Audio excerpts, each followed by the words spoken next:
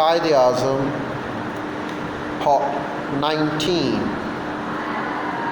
In consequence, a markedly reservative mentality got embedded in this large refuge community that had sought shelter in Delhi. Many of the traumatized escapees carried with them vivid memories of inhuman ferocity of the Turkic Mongol destruction, which is why, having found in this adopted homeland, Hindustan, a sanctuary, the shelter itself became a focus of their remaining Islamic world. Thereafter, these elite administrators, men of arms and of letters, then began to equate, habitually impress the Muslim presence in Hind with both sovereignty and with Islam itself.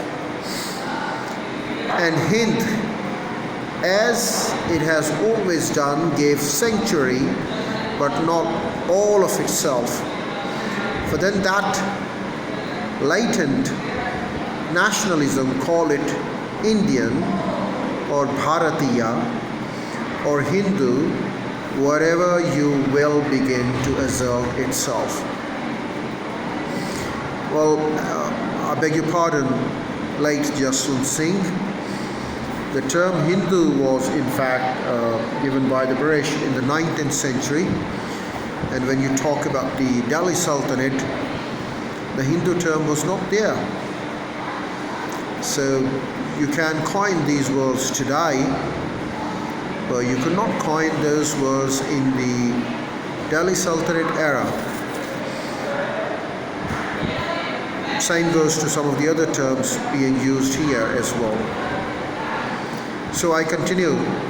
That was also roughly the time that Al-Biruni came to this land, to Hind, as pot student, pot refugee, complaining that the Hindus believe that there is no country but theirs, no nation like theirs, no kings like theirs, no religion like theirs, no science like theirs.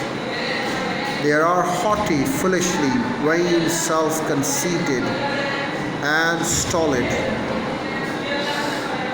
They are haughty, foolishly vain, self-conceited, and stolid. They are by nature niggardly in communicating that which they know, and they take the greatest possible care to withhold it from men of another caste among their own people. Still much more, of course, from any foreigner.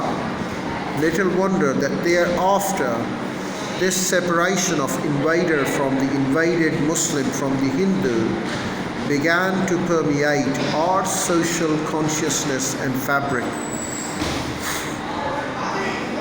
There has then to be taken note of the Hindustan's approach to such immigrants, invaders or refugees, and how they were ordinarily referred to, for the phraseology of such reference always conveys as effectively now as it did then